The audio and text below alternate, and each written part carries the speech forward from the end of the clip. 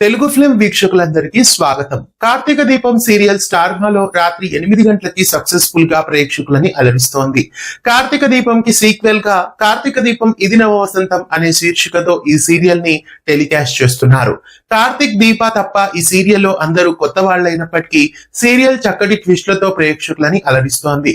అయితే కార్తీక దీపం సీరియల్ ని ప్రారంభించిన మొదట్లో సీరియల్లో మోనిత క్యారెక్టర్ కూడా ఉంటే బాగుండేది అని అందరూ ఎక్స్పెక్ట్ చేశారు.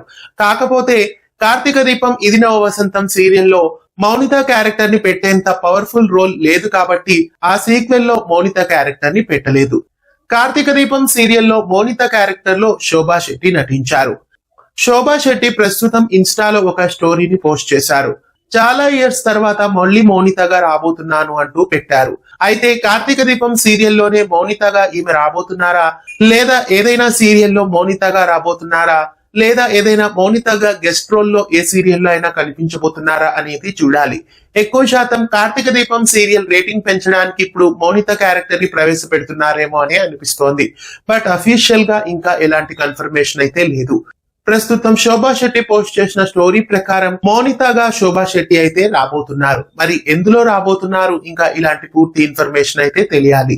కార్తీక దీపం సీరియల్లో మౌనిత క్యారెక్టర్ ని తీసుకురావాలి అంటే మొత్తం ప్రస్తుతం ట్రాక్ నంతా చేంజ్ చేయాలి. ఒకవేళ కార్తీక దీపం సీరియల్లో కొత్త ట్రాక్ ఏమైనా ప్రవేశపెట్టి మౌనితని కార్తీక్ కి గతంలో స్నేహితురాలు అన్నట్లు ప్రవేశపెడతారా, లేదా ఇంకేం చేయబోతున్నారో. ఇంతకీ కార్తీక దీపం సీరియల్లో మౌనిత రావాలని మీలో ఎంతమంది కోరుకుంటున్నారు? మౌనిత వస్తే బాగుంటుందా? మీకేమనిపిస్తోంది? కామెంట్స్ లో తెలియజేయండి. ఇలాంటి మరెన్నో అప్డేట్స్ కోసం ఛానల్ ని సబ్స్క్రైబ్ చేసి పక్కనే ఉన్న బెల్ ఐకాన్ ని యాక్టివేట్ చేయండి.